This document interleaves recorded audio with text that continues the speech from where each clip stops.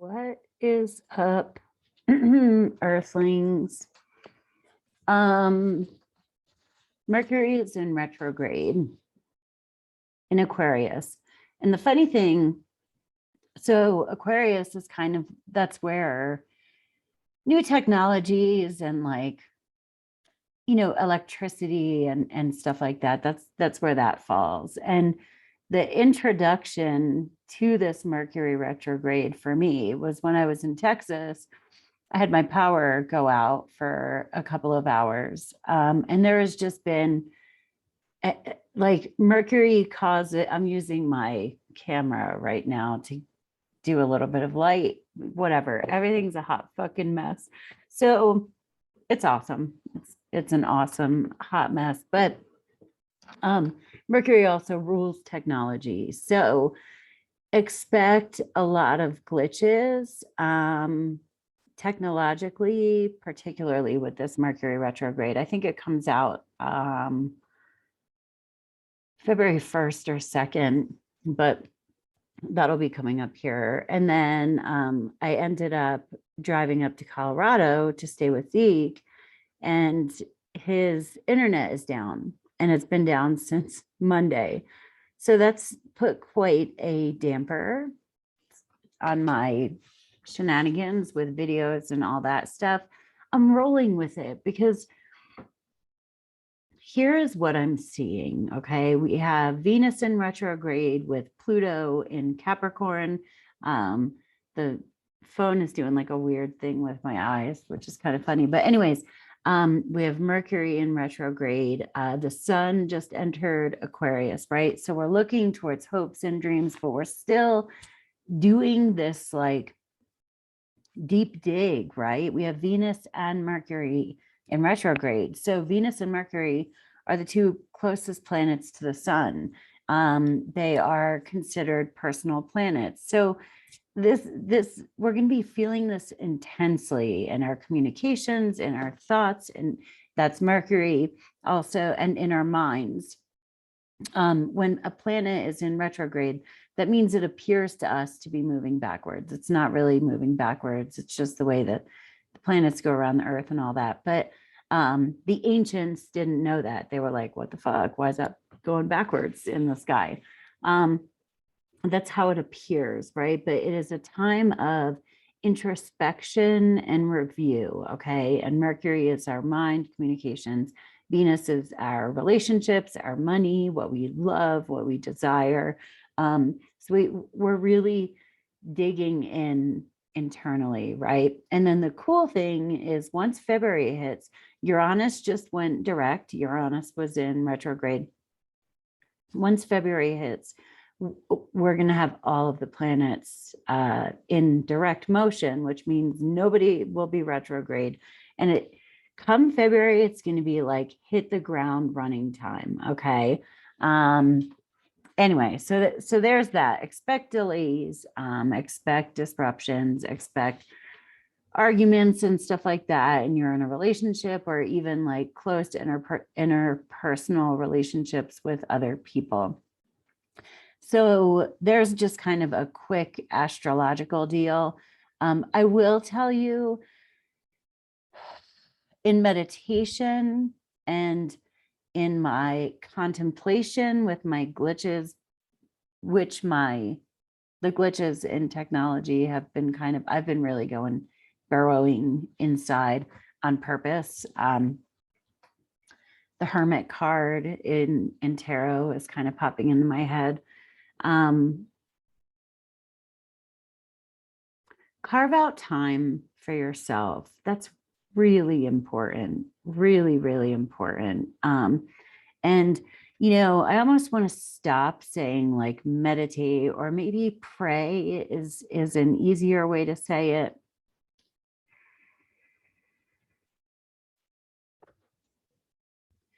I'm trying to think of what I'm saying here, because there's chaos. Okay. There's chaos all around. And if we don't take time to like step back and breathe, we're going to get pulled into it. We're probably going to get pulled into it anyway. But is as long as you can step back and take time for yourself, that's just really important. I do want to pull some cards. All right, I guess these guys. But it's funny that with this thing, like there's shadow on me. That doesn't happen with my other thing. I don't even know if it's doing anything. Actually, before I was totally dark because the sun's behind me, but I had to come to a friend's house so that I could even do this. Because there's a lot of shadow stuff coming out for people, right? And if you're walking around, or if you're looking outside of you, or if you're in blame mode, you might want to check yourself. Also, be prepared to be blamed, right? And this is why shadow stuff is so helpful, because if we go within and we're familiar with our kind of our weaknesses and our dark side, we're not so triggered by people who point out those aspects of us, but also we're more prepared because you might be being at the other end of the finger pointing and be like, hey, wait, I don't think that's me, right? Because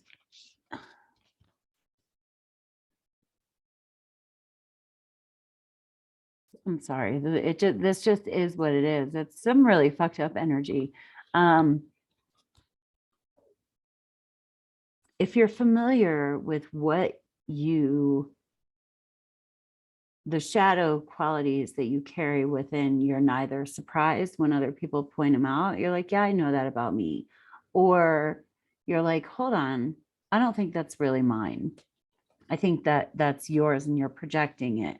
I find it personally far more useful to go within whenever I'm at the other side of a pointed finger, rather than to go back at anybody.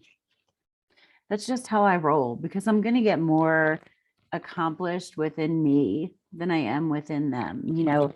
And that's not to say that, like, if you're in a partnership or something like that, or like close family or people that you feel comfortable with, where maybe afterwards you can go to them and have a discussion about it. But like, it's just more useful. I can change me. I can't change other people, right?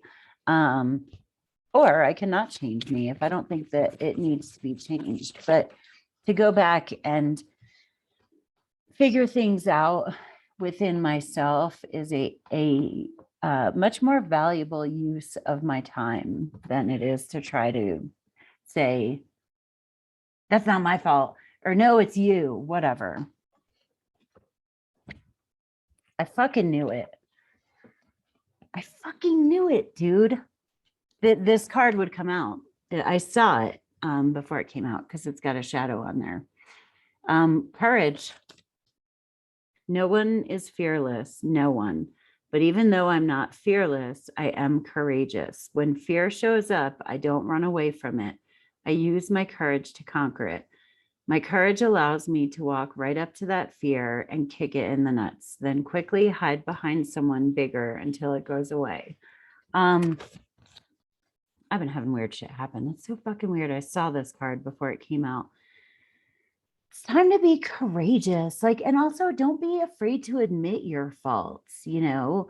Look within yourself and be like, yeah, maybe I'm not like that, all that right about that. My phone's going off.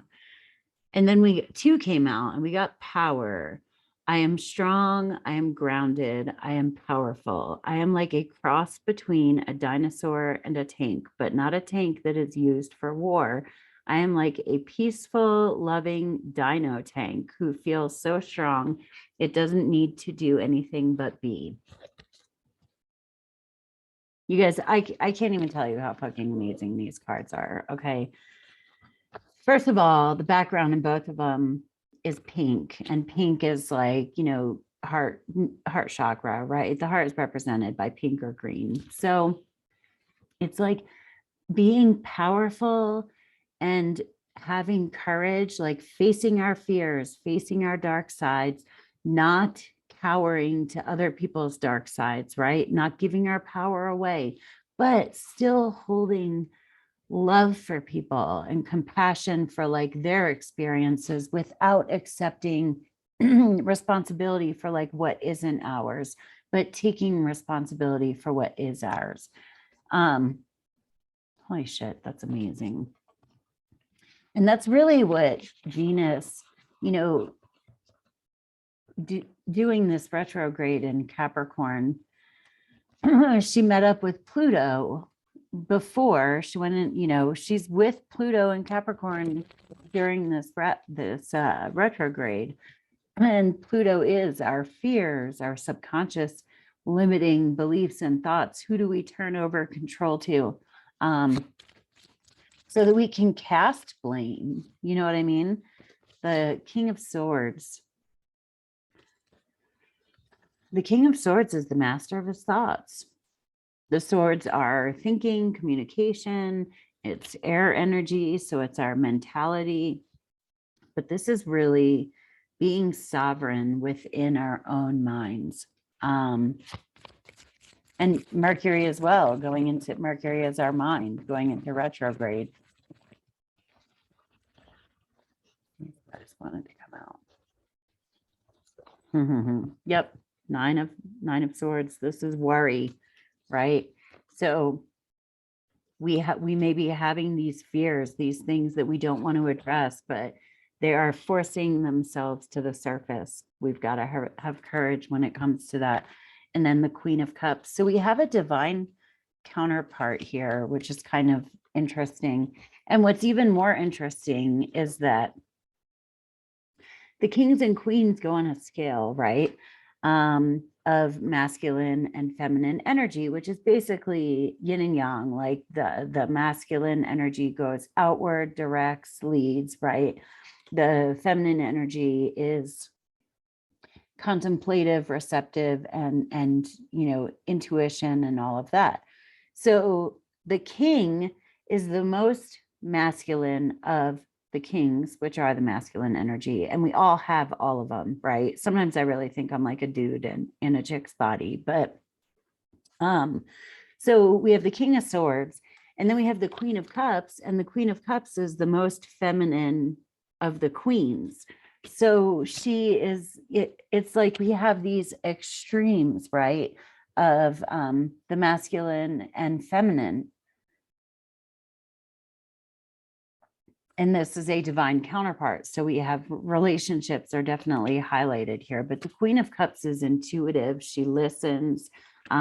She is psychic, very introspective, emotional, sometimes overly emotional. It's like we're trying to find a balance within ourselves, our own extreme energy of overthinking and being over emotional. We're trying to balance that. Not letting others have power over us, not giving our power away, not trying to manipulate and control other people. It's fucking crazy out there, man. Anyway, I gotta go. This is sort of a hot mess. Sorry, not sorry. Mercury retrograde in Aquarius, which actually happens to be in the 10th house in my chart, which is your career and your work. So I'm rolling with it. I hope you do too. I hope you guys have a great day on Earth. If you're interested in a personal reading, my information is down below. Peace. Namaste.